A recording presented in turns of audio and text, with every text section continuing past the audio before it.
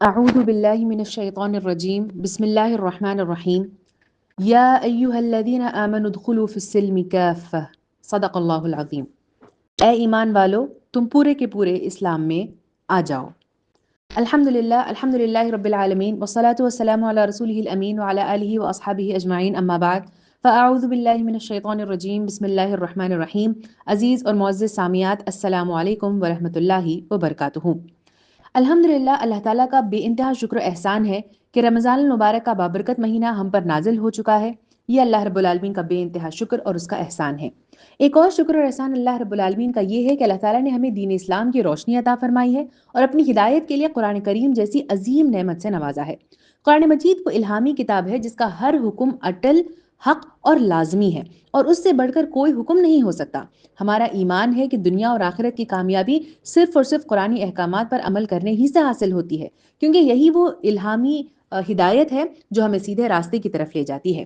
اگر ہم اپنی زندگیوں کو قرآن کے مطابق ڈھال لیں تو یہ نہ صرف ہمارے لیے نجات کا ذریعہ بنتا ہے، بلکہ ہمیں دنیا میں بھی عزت اور سکون نصیب ہوتا ہے۔ یہی وہ پیغام ہے جو ہمیں قرآن کے ہر حکم کو اولین حیثیت دینے اور اس پر مکمل طور پر عمل کرنے کی دعوت دیتا ہے، اور اسی کو سامنے رکھتے ہوئے قرآنی احکامات کی یہ سیریز آپ کے سامنے چلائی جا رہی ہے۔ آج ہم قرآن مجید کے جس حکم کو ڈیٹیل میں دیکھیں گے وہ ہے وہ آیت جو میں نے آپ کے سامنے شروعات میں پیش کی تھی، جو سورہ بقرہ کی آیت نمبر 208 ہے، جس میں اللہ تعالیٰ ارشاد فرماتے ہیں کہ اے ایمان والو، تم پورے کے پورے اسلام میں آ جاؤ یا اسلام میں داخل ہو جاؤ۔ اب سب سے پہلے ہم یہ دیکھیں گے کہ یہاں پر جس لفظ کا ذکر کیا گیا ہے اسلام، یہ اسلام ہے کیا؟ اللہ تعالیٰ فرماتے ہیں سورہ مائدہ کی آیت نمبر 3 میں، الیوم اکملت لکم دینکم واتممت علیکم نعمتی ورضیت لکم الاسلام دینا، کہ آج میں نے تمہارے دین کو تمہارے لیے مکمل کر دیا ہے اور اپنی نعمت تم پر تمام کر دی ہے، اور تمہارے لیے اسلام کو تمہارے دین کی حیثیت سے قبول کر لیا ہے۔ اللہ تعالیٰ واضح کرتے ہیں کہ دین یعنی اسلام ایک مکمل ضابط حیات ہے، یہ اللہ کا پسند کیا ہوا دین ہے، اسی دین کو نافذ کرنے کی تعلیم دی گئی ہے۔ یہ اسلام محض ایک مذہب نہیں بلکہ زندگی گزارنے کا ایک کامل اور بہترین نظام ہے جو اللہ تعالیٰ نے انسانوں کی ہدایت اور ان کی بھلائی کے لیے نازل فرمایا ہے۔ یہ دین توحید یعنی اللہ تعالیٰ کی وحدانیت کا علم دیتا ہے، رسالت یعنی نبی کریم صلی اللہ علیہ وسلم کی پیروی کرنے کا حکم دیتا ہے، اور آخرت یعنی کہ قیامت کے دن کی جزا اور سزا کے عقیدے پر یہ قائم ہے۔ اسی دین کی اشاعت کے لیے اللہ تعالیٰ نے 1,24,000 انبیاء کرام کو اس دنیا میں بھیجا، اور وہ تمام 1,24,000 انبیاء کرام اسی دین اسلام کی دعوت دیتے رہے۔ سورہ بقرہ کی آیت نمبر 208 میں اللہ رب العالمین نے جس لفظ کا استعمال کیا گیا ہے وہ ہے سلم۔ اللہ تعالیٰ نے یہاں پر فرمایا کہ یا ایھا الذین آمنوا ادخلوا فی السلم کافہ، یہ سلم کا جو لفظ استعمال کیا گیا ہے اس کے معنی ہے اسلام، اطاعت اور معاہدے کے معنی میں بھی اسے لیا جاتا ہے۔ یعنی اسلام وہ عہد ہے جو ہم نے اللہ رب العالمین سے کیا ہے، ایک معاہدہ ہے جو ہم نے اللہ تعالیٰ کی طرف سے کیا ہے، اس سے ہٹ کر کوئی اور طریقہ کار اللہ تعالیٰ کی طرف سے قابل قبول نہیں ہے۔ اللہ تعالیٰ فرماتے ہیں سورہ آل عمران کی آیت نمبر 85 میں، وَمَن يَبْتَغِي غَيْرَ الْإِسْلَامِ دِينًا فَلَن يُقْبَلَ مِنْهُ وَهُوَ فِي الْآخِرَةِ مِنَ الْخَاسِرِينَ، کہ اس فرمانبرداری یعنی اسلام کے سوا جو شخص کوئی اور طریقہ اختیار کرنا چاہے اس کا وہ طریقہ ہرگز قبول نہ کیا جائے گا اور آخرت میں وہ ناکام اور نامراد ہو جائے گا۔ عزیز سامعین کرام، اللہ تعالیٰ کی طرف سے عطا کردہ یہ وہ دین ہے جس کے ہر شعبے کو مکمل کر دیا گیا ہے، چاہے وہ سماجی زندگی ہو، چاہے وہ معاشی زندگی ہو، چاہے وہ معاشرتی زندگی ہو، یہاں تک کہ گھریلو اور انفرادی زندگی کو بھی اسلام نے واضح انداز میں پیش کر دیا۔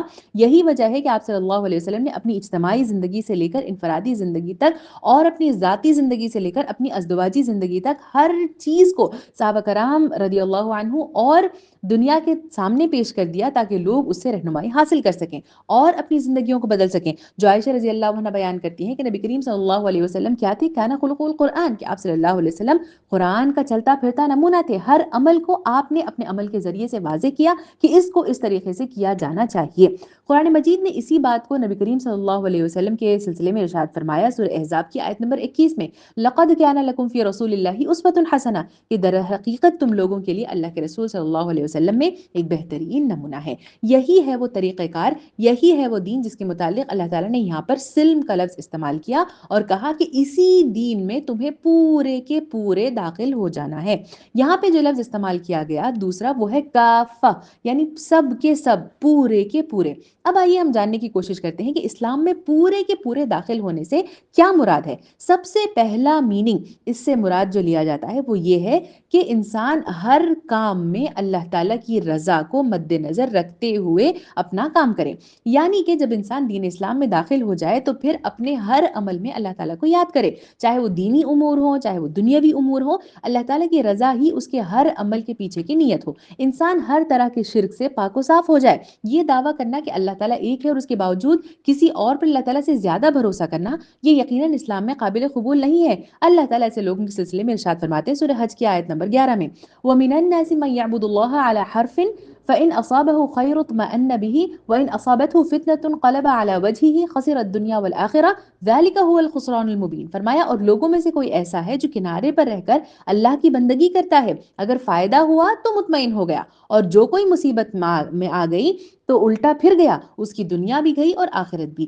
یہ ہے صریح خسارہ۔ یہ آیت ان لوگوں کے بارے میں ہے جو ایمان میں کمزور ہیں، جو صرف اس وقت اللہ تعالیٰ کی عبادت کرتے ہیں جب حالات اچھے ہوں، لیکن جب کوئی آزمائش یا مشکل ان کو پیش آ جاتی ہے تو فوراً دین سے ہٹ جاتے ہیں۔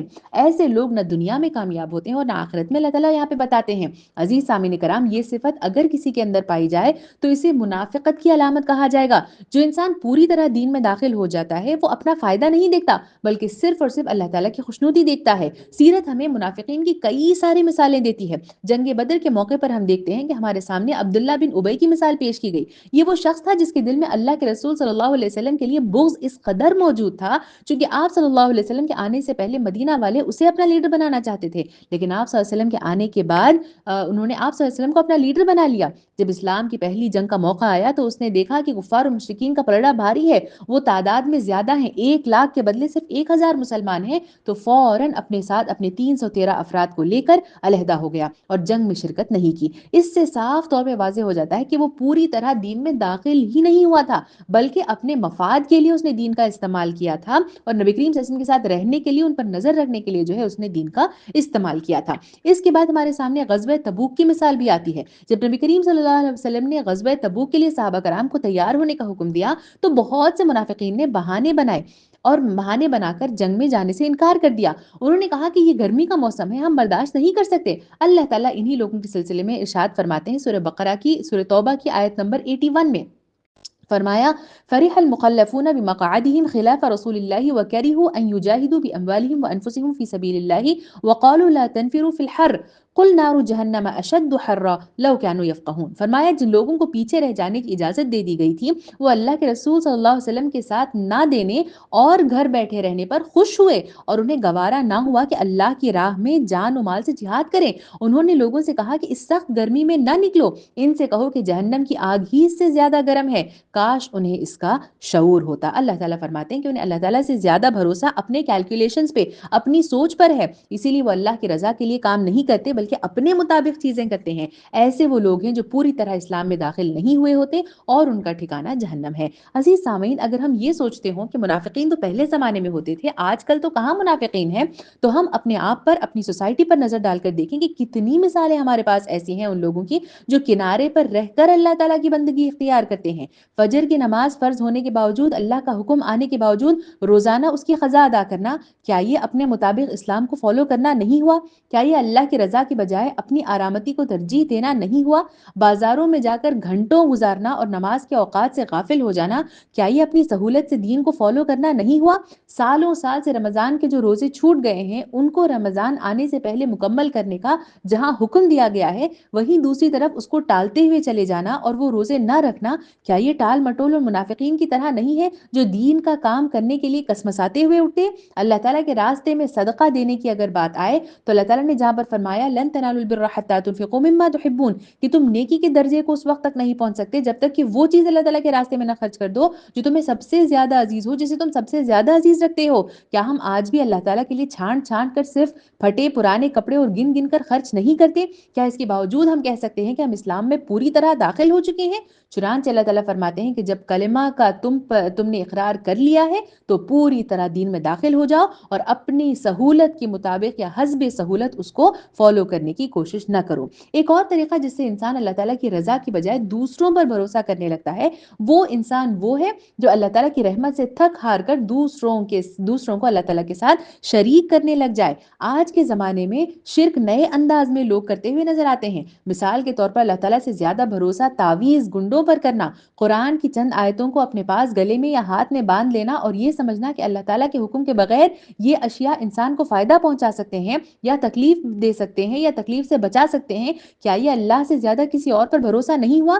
اللہ تعالیٰ نے تو صاف صاف قرآن میں کہہ دیا تھا، وَإِذَا سَأَلَكَ عِبَادِي عَنِّي فَإِنِّي قَرِيب، کہ اے نبی کریم صلی اللہ علیہ وسلم اگر لوگ تم سے میرے متعلق پوچھتے ہیں تو کہہ دیجئے ان سے کہ میں ان سے قریب ہوں۔ اللہ تعالیٰ نے کہا کہ مجھے ڈائریکٹلی پکارو، کسی ذریعے کے ذریعے سے یا پھر کسی اور طریقے سے مجھے پکارنے کی ضرورت نہیں ہے۔ پھر ہمارے سامنے وہ مسلمان بھی موجود ہیں جو جادوگروں اور عاملوں کے پاس جاتے ہیں اور جادو ٹونے کے ذریعے سے دوسروں کو نقصان پہنچانا یا اپنے فائدے کے لیے عاملوں سے دیے گئے اشیاء پر اللہ تعالیٰ سے زیادہ بھروسہ کرتے ہیں۔ حالانکہ حدیث مبارکہ میں آیا، اللہ کے رسول فرماتے ہیں جو شخص کسی کاہن یا نجومی کے پاس گیا اور اس کی بات کو سچ مانا، اس نے نبی کریم صلی اللہ علیہ وسلم پر نازل کردہ دین کا انکار کیا۔ روزمرہ کے حالات میں ایسے کئی مسلمان ہیں جو نجومیوں، ستاروں کے حال اور ہاتھوں کی لکیروں کو دیکھ کر قسمت کا حال جاننے کی کوشش کرتے ہیں۔ روزانہ اخبارات میں آنے والے ستاروں کا حال چال کو یہ سمجھنا کہ وہ ہمارے دن میں ہونے والے حالات کو طے کریں گے کہ دن کیسا گزرے گا اور آج کیا کیا ہوگا، آج کئی گھروں میں دیکھا جاتا ہے۔ اس کے علاوہ زائچہ یعنی ہوروسکوپ کو دیکھ کر شادی اور کاروبار کے فیصلے کرنا صرف غیر مسلمانوں ہی میں نہیں بلکہ مسلمانوں میں بھی پایا جاتا ہے۔ یہاں بھی انسان اللہ سے بڑھ کر اپنی قسمت کا بھروسہ اور نجومیوں پر کرنے لگ جاتا ہے۔ کیا یہ اللہ کے ساتھ کسی کو شریک کرنا نہیں ہوا؟ کیا یہ اللہ کی رضا کو پیچھے ڈال کر اپنے آپ کو اللہ سے زیادہ طاقتور سمجھنا نہیں ہوا اور پھر کہنا کہ ہم پورے کے پورے اسلام میں داخل ہو گئے ہیں؟ یہ بہت ہی غلط دعویٰ ہے۔ شرک کے اور کئی طریقے موجود ہیں جو آج مسلمانوں نے خود ایجاد کر لیے ہیں۔ مثلا قسمت کے لیے مخصوص رنگ، دن یا چیزوں کو خاص ماننا، فلاں رنگ پہننے سے کاروبار میں برکت ہوگی، صرف جمعہ کے دن کاروبار شروع کرنے سے برکت ہوگی اور ترقی ہوگی اور زیادہ پھیلے گا اور پھولے گا۔ کبھی غیر اللہ کے نام پہ قربانی دینا تاکہ اولاد ہو، مخصوص چیزوں کو گھروں میں رکھنا کیونکہ اس کے ذریعے سے گڈ لک یا خوشیاں گھر میں ہمیشہ سے آئیں گی، یہ تمام وہ افعال ہیں جن سے انسان خود ظاہر کرتا ہے کہ اسے اللہ کی رضا سے بڑھ کر اپنے دماغ کی بنائی ہوئی چیزوں پر بھروسہ ہے۔ اللہ تعالیٰ فرماتے ہیں کہ یہ سب کام کر کے اگر تم کہتے ہو کہ دین میں پورے داخل ہو چکے ہو تو نہیں، جان لو کہ کامیاب وہی ہوگا جو خالص اپنی زندگی کے ہر عمل سے پہلے اللہ تعالیٰ کو یاد کرے اور اللہ کی یاد اسے ہر برے اعمال سے بچائے۔ سورہ انعام کی آیت نمبر 162 میں اللہ تعالیٰ ارشاد فرماتے ہیں، قل ان صلاتي ونسكي ومحياي ومماتي لله رب العالمین، کہ انسان جو ہے پورے طریقے سے اسی وقت اسلام میں داخل ہوگا جب کہے گا کہ کہو میری نماز، میرے تمام مراسم عبودیت، میرا جینا، میرا مرنا سب کچھ اللہ رب العالمین کے لیے ہے۔ جو انسان یہ اقرار کر لے وہی ہے جو مکمل طور پر دین میں داخل ہو جاتا ہے۔ یہ ہو گیا اس آیت کا یا پھر اس حکم کا سب سے پہلا معنی کہ انسان پورے طریقے سے دین میں داخل ہو جائے۔ دوسرا طریقہ دوسرا معنی دین میں پوری طرح داخل ہونے کا یہ ہے کہ انسان ظاہری اور باطنی دونوں طور پر اسلام میں داخل ہو جائے۔ عزیز سامعین، عموماً یہ ہوتا ہے کہ ہمارے دل یا نیت کو ہم اللہ تعالیٰ کے لیے خالص کر لیتے ہیں لیکن ظاہری طور پر ہمارے اعمال میں مطابقت نظر نہیں آتی۔ آج کے دور حاضر میں مسلمانوں کا حال یہ ہے کہ ہم نے اسلام کے ڈویژنز کر لیے ہیں، تقسیم کر لیا ہے۔ ایک ہماری ذاتی زندگی ہوتی ہے، دوسری اجتماعی زندگی ہوتی ہے اور تیسری اسلامی زندگی ہوتی ہے۔ اسلامی زندگی محض مسجدوں میں جانے تک محدود کر دی گئی ہے۔ اسی وجہ سے ہم دیکھتے ہیں کہ جن ممالک کو اسلامک کنٹریز کہا جاتا ہے، کیا وہ واقعتاً اسلامک ہے؟ اخلاقی گراوٹ اسلامی ممالک میں دن بدن بڑھتی چلی جا رہی ہے۔ کہیں برقعے کو اتار دیا گیا، کہیں نقاب کو اتار دیا گیا، کہیں فیشنیبل برقعے کے نام پر عجیب سے کپڑے پہنے گئے، یعنی کہ مسلمانوں کا ظاہر ان کے ایمان کو ظاہر نہیں کرتا۔ اسلام کا اگر ہم مطالعہ کریں تو دیکھتے ہیں کہ اسلام نے ہر فیلڈ کی ہر بات کو صاف صاف واضح کر دیا ہے۔ حدیث مبارکہ میں اللہ کے رسول فرماتے ہیں کہ میں تمہارے درمیان دو چیزیں چھوڑے جا رہا ہوں، جو ان کو تھامے رہے گا وہ کبھی گمراہ نہیں ہوگا۔ ایک ہے قرآن مجید اور دوسری ہے میری سنت، یعنی واضح کر دیا گیا کہ یا تو قرآن مجید یا پھر سنت میں تمہارے ہر سوال کا جواب موجود ہوگا اور جواب کو انہی میں تم تلاش کرنے کی کوشش کرو۔ مولانا ابو الحسن علی ندوی رحمۃ اللہ علیہ اس آیت کی تشریح میں بیان کرتے ہیں کہ اس میں یہ بات لحاظ کرنے کی ہے کہ 100% اسلام میں داخل ہونا چاہیے، مسلمان بھی 100% ہو اور اسلام بھی 100% ہو، نہ مسلمانوں میں کوئی تحفظ، استثناء یا ریز روشن ہے۔ خدا کا مطالبہ اور قرآن مجید کی صریح آیت ہے کہ 100% مسلمانوں کو 100% اسلام میں داخل ہونا چاہیے۔ اسلام میں 100% داخل ہونے کے کیا معنی ہے؟ اس میں کئی ساری چیزیں شامل ہوتی ہیں۔ سب سے پہلے یہ کہ ہم خیالات میں پوری طریقے سے دین میں داخل ہو جائیں۔ یعنی کہ ایک مسلمان وہ ہوتا ہے جس کی سوچ ہمیشہ قرآن و حدیث کے مطابق ہوتی ہے، ہر منفی سوچ، حسد، بغض، کینہ، کپٹ کو دل میں جگہ نہیں دیتا، چونکہ اللہ تعالیٰ کا حکم ہے کہ یہ تمام دلوں کو پراگندہ کر دیتی ہیں۔ دنیا حاصل کرنا اس کا مقصد نہیں ہوتا، بلکہ اس کی نظر آخرت پر ہوتی ہے۔ کسی بھی معاملے میں دنیاوی فائدے نہیں تلاش کرتا، بلکہ اخروی فائدے ڈھونڈنے کی کوشش کرتا ہے۔ دوسرا ہے انسان اپنی نظریات سے بھی پوری طرح اسلام میں داخل ہو جائے۔ ایک مسلمان وہ ہوتا ہے جو اسلامی نظریات کو اچھی طرح سمجھتا ہو، مانتا ہو، پہچانتا ہو، اسلامی قوانین کو، اسلامی شریعت کو مانتا ہو اور اسی کے مطابق عمل کرتا ہو۔ کئی سارے لوگ آج ایسے موجود ہیں جو اسلام کو اپنے طریقے سے فالو کرتے ہیں، اسلامی طریقے سے نہیں بلکہ اپنے طریقے سے۔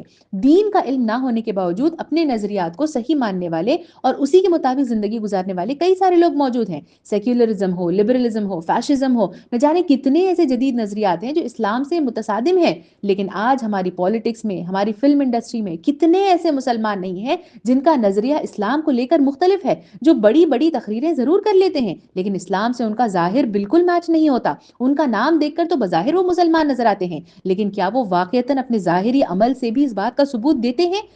چند پیسے کمانے کی خاطر اپنی ایمان کو بیچنا اور یہ کہنا کہ یہی ہمارے رزق کمانے کا ذریعہ ہے ورنہ ہم بھوکے رہ جائیں گے، کیا یہ اسلام میں پوری طرح داخل ہونا ہوگا؟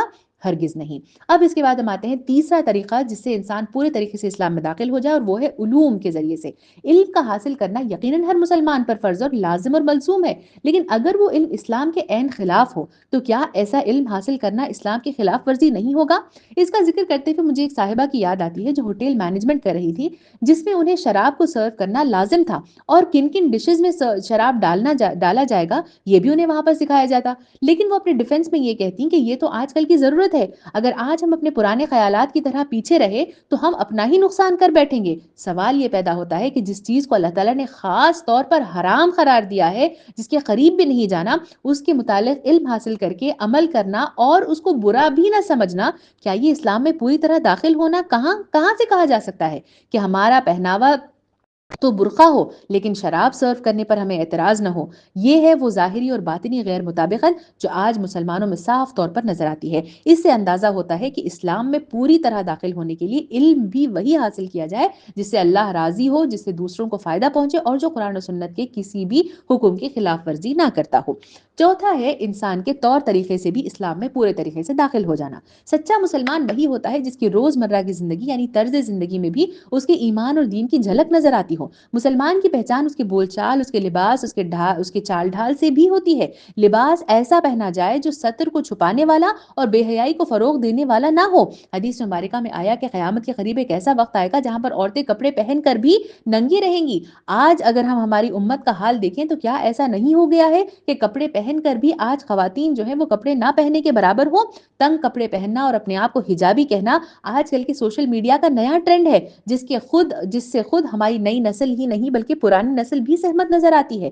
حجاب سٹائلز دکھانے کی خاطر اپنے سطر کے حصوں کو کھلا رکھنا، بڑے بڑے گلوں کے کپڑے جس سے سطر کے جھلکنے کے امکانات ہوں، کیا یہ اسلامی طریقہ کار ہے؟ پھر طور طریقوں میں لباس کے علاوہ اور بھی چیزیں آتی ہیں، جیسے کھانے میں حلال اور حرام، نرم گفتگو، سادی زندگی جو پومپ اینڈ شو سے خالی ہو، فضول خرچی اور دکھاوے کی زندگی سے دور رہنا۔ ہندوستان میں کتنے ایسے ریسٹورینٹس نہیں ہیں، یہاں تک کہ بڑے بڑے آؤٹ لیٹس بھی موجود ہیں جہاں پر کھانا حلال نہیں ملتا، لیکن ہمارے مسلمان اپنی پوری فیملیز کے ساتھ ساتھ صرف اور صرف ذائقے کی خاطر معلومات حاصل نہیں کرتے اور وہیں پر جو ہے طعام کرتے ہیں۔ یہ وہ لوگ ہیں جو دین میں پوری طرح داخل نہیں ہوئے ہیں۔ ہم میں سے کتنے ایسے ہیں جو بات کرتے ہیں تو سامنے والوں کو ہمیشہ تکلیف پہنچاتے ہیں، ہماری زبان سے ہمیشہ دوسروں کو تکلیف پہنچتی ہے۔ کیا ایک مسلمان کبھی دوسرے مسلمان کو تکلیف پہنچا سکتا ہے؟ حالانکہ ہمارے سامنے وہ واقعہ موجود ہے جہاں پر ایک صحابی نبی کریم صلی اللہ علیہ وسلم موجود ہیں اور دوسرے صحابی جہاں پر سو رہے ہیں اور ان کے گلے میں ایک رسی موجود ہے، تو صرف مذاق کی خاطر جو ہے وہ رسی کو کھینچ لیا جاتا ہے اور اس رسی کو کھینچنے پر تھوڑا سا جو ہے انہیں تکلیف محسوس ہوتی ہے اس صحابی کو۔ نبی کریم صلی اللہ علیہ وسلم اسی وقت فوراً ان سے کہتے ہیں کہ ایک مسلمان وہ نہیں ہوتا جو کبھی کسی دوسرے مسلمان کو تکلیف پہنچائے۔ گویا کہ اس سے معلوم ہوتا ہے کہ اسلام میں پوری طرح داخل ہونے کے لیے اپنا پہناوا، اپنی بول چال، اپنے طور طریقے کو بھی اسلام کے مطابق ڈھالنا لازمی ہے۔ اس کے بعد پانچواں آتا ہے انسان کے معاملات کو بھی پوری طریقے سے اسلام میں داخل ہو جائے۔ مسلمان وہ ہوتا ہے جس کی سچائی اور اس کی دیانت داری، اس کے کاروبار کاروبار اور اس کے معاملات سے بھی جھلکتی ہے۔ وہ لین دین میں کبھی دھوکہ نہیں دیتا، ہمیشہ سچ بولتا ہے، سود، رشوت اور حرام کمائی سے اپنے آپ کو بچاتا ہے، خرید و فروخت میں دیانتدار ہوتا ہے، اپنے ملازمین، رشتہ دار اور پڑوسیوں کے ساتھ حسن سلوک کا معاملہ اختیار کرتا ہے، لوگوں کے ساتھ اچھا برتاؤ اختیار کرتا ہے اور ظلم و ناانصافی سے نہیں کام لیتا۔ اس کی بہترین مثال ہمیں علامہ اقبال کی ماں کی ملتی ہے۔ ان کے شوہر جو ہے وہ بینک میں نوکری کرتے تھے جہاں سود کا لین دین ہوا کرتا، چنانچہ علامہ اقبال کی ماں خود کہتی ہیں کہ میں اپنے بچے کو دودھ پلانے سے بھی ڈرتی کہ یہ دودھ اسی مال سے بنا ہے جس کی کمائی سے اللہ راضی نہیں ہے۔ یہ ہوتی ہے وہ مثالیں ان لوگوں کی جن کا ظاہر اور باطن دونوں اللہ تعالیٰ کی خاطر ہو، تب کہیں جا کر انسان کہہ سکتا ہے کہ وہ پوری طرح دین میں داخل ہو چکا ہے۔ آج کے زمانے میں کئی سارے یوٹیوبرز، انسٹاگرام سٹارز، ٹک ٹاک سٹارز اس بات کو عام کر چکے ہیں کہ اسلام تو وہ ہے جو سینے میں ہو، ظاہری طور پر تو آپ جیسے بھی ہو، اللہ تعالیٰ تو دلوں کے حال جانتا ہے اور اسی لیے ہمیں ظاہری طور پر جو ہے دکھاوا کرنے کی ضرورت نہیں ہے۔ عزیز سامعین، یہ وہ چال ہے جو شیطان بچھا رہا ہے کہ آہستہ آہستہ ہمارا ظاہر بدلنے لگ گیا ہے۔ جب اللہ تعالیٰ نے کہا ادخلوا فی السلم کافہ کہ پوری کی پوری طرح اسلام میں داخل ہو جاؤ، تو یقین مانیے اس میں ہمارا ظاہر بھی شامل ہے اور ہمارا باطن بھی شامل ہے۔ اس کے بعد ہم آتے ہیں تیسرے مطلب کی طرف اس آیت کی کہ اسلام میں پورے طریقے سے داخل ہوا جائے، اور تیسرا مطلب اس کا یہ ہے کہ اسلام کے ہر حصے پر عمل کیا جائے، کسی بھی حصے کو اپنے مطابق نہ چھوڑا جائے۔ اسلام اس بات کی اجازت ہرگز نہیں دیتا کہ انسان بعض حصے تو اسلام کے جو آسان لگتے ہوں ان پر وہ عمل کر دے اور دوسروں کو چھوڑ دے چونکہ وہ بظاہر مشکل لگتے ہیں یا ہم انہیں کرنے سے قاصر ہیں۔ قرآن اس بات کا صاف انداز میں اعلان کرتا ہے کہ اگر تمہیں اسلام میں رہنا ہے تو مکمل طور پر اسلام میں داخل ہو جاؤ، ورنہ یہ منافقت کی صفت کو اپنا کر اسلام میں رہنا صرف اور صرف تمہارے ہی لیے نقصان دہ ہے۔ اگر تمہیں اسلام میں رہنا ہے تو تمہیں اپنی پوری زندگی کو اللہ کے مسلم یعنی فرمانبردار بن کر گزارنا ہوگا، ورنہ تمہارے لیے اجازت ہے کہ تم کوئی اور مذہب کو اختیار کر لو، اپنی خواہشات نفس کی پیروی کر سکتے ہو، لیکن یہ بات یقینی طور پر سمجھ لینا چاہیے کہ کامیابی اور کامرانی صرف اور صرف اسلام ہی میں موجود ہے۔ اسلامی احکام کو نہ ماننے یا چھوڑنے کی کئی صورتیں ہو سکتی ہیں، جیسے کہ کچھ احکام کو تسلیم کرنا اور کچھ کو نظر انداز کر دینا، یعنی کہ کچھ لوگ نماز، روزہ اور حج تو بڑی پابندی کے ساتھ کرتے ہیں لیکن لین دین میں دھوکہ دیتے ہیں، رشوت دیتے ہیں، سود کھاتے ہیں۔ مثال کے طور پر جو ہے ہم دیکھتے ہیں کہ وہ واقعہ ہمارے پاس موجود ہے جہاں پر ایک عورت جو ہے بڑی عبادت گزار تھی، اور نبی کریم صلی اللہ علیہ وسلم کے سامنے کہا گیا کہ یہ ایک عورت ہے جو بڑی عبادت گزار ہے، نماز، روزہ، زکوٰۃ، حج تمام کرتی ہے، لیکن وہ زبان سے دوسروں کو تکلیف پہنچاتی ہے، اور دوسری عورت وہ ہے جو کہ عبادت تو اتنی زیادہ نہیں کرتی، صرف نارمل عبادت کرتی ہے، اور ساتھ ہی ساتھ جو ہے وہ اس سے کبھی اس کے جو اطراف والے ہیں اس کی زبان سے کبھی کسی کو تکلیف نہیں پہنچی۔ اللہ کے رسول صلی اللہ علیہ وسلم کہتے ہیں کہ یہ جو دوسری عورت ہے یہ دراصل جنتی عورت ہے۔ کسی کا بہترین قول ہے کہ نماز، روزہ اور حج کرنا تو آسان ہے مگر اصل امتحان تو معاملات میں ایمانداری ہے۔ مسلمان وہ ہوتا ہے جو قرآن و سنت کے ہر عمل کو اپناتا ہے، چاہے اسے پسند ہو یا نہ ہو۔ 5 وقت کی نماز پڑھنے کے بعد بھی مخلوط سوسائٹی جہاں لڑکے، لڑکیاں، مرد و خواتین غیر محرمین کے ساتھ ایک دوسرے سے ٹھٹا مارتے ہوئے ہنستے رہنا، باتیں کرتے رہنا، ایک دوسرے کے بیسٹ فرینڈز کہلانا، ایک دوسرے سے ہاتھ ملانا، یہ اسلام میں پوری طرح داخل ہونا نہیں کہلاتا، بلکہ اپنے مطابق کچھ احکام کو ماننا اور دوسروں کو نظر انداز کرنا کہلاتا ہے۔ ایسا انسان پوری طرح دین میں داخل نہیں ہوا۔ دوسری چیز جو ہے یہ ہے کہ انسان ظاہری اسلام کو تو اپنائے مگر اخلاقی اصولوں کو چھوڑ دے، یعنی ایک حصہ اختیار کیا ظاہری اسلام کو اور اخلاقی اصولوں کو چھوڑ دیا۔ کچھ لوگ داڑھی تو رکھتے ہیں، اسلامی لباس تو پہنتے ہیں، دین کو اظہار ضرور کرتے ہیں لیکن بدتمیزی سے پیش آتے ہیں، ان کی زبان کھلے تو ہمیشہ حسد کا اظہار ہوتا ہے، تکبر کا اظہار ہوتا ہے، بدگمانی میں مبتلا ہوتے ہیں۔ جو حدیث مبارکہ میں آیا کہ قیامت کے روز ایک شخص ایسا لایا جائے گا جو سب سے زیادہ مفلس شخص ہوگا، جو اپنے ساتھ نماز، روزہ، زکوٰۃ، حج ہر چیز لے کر آئے گا لیکن کسی کو گالی دی ہوگی، کسی کو دھوکہ دیا ہوگا، کسی کی دل آزاری کی ہوگی، کیا ہوگا اس شخص کا حال؟ وہ تمام اس کی نیکیاں بانٹ دی جائیں گی اور اس کے پاس سوائے برائیوں کے اور کچھ باقی نہیں رہے گا۔ بظاہر برقع اوڑھ لینا، ڈھیلے ڈالے کپڑے پہننا، بناؤ سنگھار کو دوسروں کے سامنے ظاہر نہ کرنا، لیکن اس کے باوجود ہمیشہ تانے مارتے رہنا، سارکاسٹک بیہیویئر اختیار کرنا، بار بار سامنے والے کی دل آزاری کرنا، یہ وہ کوالٹیز ہیں جن سے انسان بظاہر تو مسلمان نظر آتا ہے لیکن پوری طرح اسلام میں داخل نہیں ہو چکا ہوتا۔ اس کے بعد ایک اور اس کا مطلب یہ ہو سکتا ہے کہ سنتوں پر عمل کیا جائے اور فرائض میں کوتاہی برتی جائے۔ کچھ لوگ نفلی عبادات کو یعنی تہجد پڑھنا، درود شریف بار بار جمعہ کے دن پڑھنا، اس کو تو بڑے اہتمام کے ساتھ کرتے ہیں لیکن فرض نماز چھوڑ دیتے ہیں یا وقت پر نہیں ادا کرتے۔ صدقات تو بہت کرتے ہیں لیکن زکوٰۃ کی صحیح اماؤنٹ کا اندازہ نہیں ہے اسی لیے کم نکالتے ہیں۔ عمرے پہ عمرہ ضرور کر لیتے ہیں لیکن حج کے لیے نہیں جا پاتے۔ تراویح تو ضرور پڑھتے ہیں لیکن سنت موقدہ میں ہمیشہ غفلت برتتے ہیں۔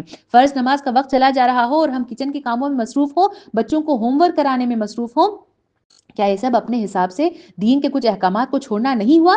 गोया कि इससे मालूम होता है कि दीन में अगर पूरी तरह दाखिल होना है तो उसके लिए हर अमल को बगैर किसी अमल को छोड़े पूरे तरीके से इख्तियार करना होगा। आखिरी मतलब जो इस का है पूरे तरीके से दाखिल होने का, वो है इस्लाम में दाखिल होने के बाद कोई एक्स्ट्रा एडिशनल काम जो है इस दीन में शामिल न किया जाए। इसको समझने के लिए हम उन सहाबा की मिसाल ले सकते हैं जो शरीयत नबवी को मानने के साथ साथ तौरात में लिखी गई चंद कवानीन जिनका इस्लाम में जिक्र नहीं है उसकी भी वो ताजीम किया करते थे। मसलन सब्त के दिन यानी हफ्ते के दिन की ताजीम, उस दिन शिकार भी नहीं किया जाता और लाजमी तौर पर उससे इज्तनाब किया जाता था, और उसके अलावा ऊंट का गोश्त और ऊंट के दूध से भी परहेज किया जाता था। साहबा कराम का ख्याल ये था कि इस्लाम की शरीयत को तो हम अपनाते ही हैं, उसके अलावा एडिशनली तौरात की इन तालीमात पर भी हम अमल कर लेंगे, चूंकि उसमें उन चीज़ों से इज्तनाब और सब्त की ताजीम भी बयान की गई है। इस पर कहा जाता है कि अल्लाह ताला ने ये जो आयत नाजिल की सूरह बकरा की आयत नंबर 208 कि इस्लाम में पूरे के पूरे दाखिल हो जाओ, ए ईमान वालो इस्लाम में पूरे के पूरे आ जाओ। मतलब ये कि चूंकि तौरात को अब मनसूख कर दिया गया है और कुरान नबी करीम सल्लल्लाहु अलैहि वसल्लम को दिया गया है, वही शरीयत है, उसी को अपनाया जाए और दीन में और ज्यादा कुछ एडिशनल ना किया जाए। इसी तरह एक और मिसाल हमें उमर रज़ियल्लाहु अन्हु की मिलती है, जो एक मरतबा खुशी खुशी भागते हुए अल्लाह के रसूल सल्लल्लाहु अलैहि वसल्लम के पास पहुंचते हैं कि मुझे कुछ एक ऐसा वर्क मिल गया है जो तौरात का वर्क था, जिसमें कुछ अच्छी बातें लिखी गई हैं, अब मैं इन्हें अपनाऊंगा और इन पर अमल भी करूंगा। भले ही यहाँ पे उमर रज़ियल्लाहु अन्हु की नीयत में इस्लाम को छोड़कर कोई नई बात को फॉलो करना नहीं था, बल्कि अच्छी ही बातों को इख्तियार करना था। अल्लाह ताला के रसूल सल्लल्लाहु अलैहि वसल्लम ने उमर रज़ियल्लाहु अन्हु को इससे मना फरमाया और कहा कि अब हमारी शरीयत कुरान है और इसी को इख्तियार किया जाएगा। गोया कि इस्लाम में जिस तरह किसी भी हुक्म को छोड़ दिया जाए या इख्तियार न किया जाए तो वो गलत है, उसी तरह इसमें अपने से कुछ शामिल कर लेना जो अल्लाह ताला ने ना कहा हो, ये भी गलत है। दीन में इजाफे का एक और तरीका जो है या एक और नाम गुलू भी कहलाता है। गुलू का मतलब किसी चीज या शख्स में हद से ज्यादा मुबालगा करना या उसकी हदों को पार कर लेना है। इस्लाम में गुलू का मफहूम उस वक्त इस्तेमाल होता है जब कोई शख्स दीन या किसी शख्स जैसे पैगंबरों या औलिया कराम के बारे में ऐसा गैर मुतवाजन रवैया अख्तियार करता है कि वो चीज या शख्सियत अपनी हकीकत से बढ़कर या उसकी हकीकत से हटकर पेश नजर आती है।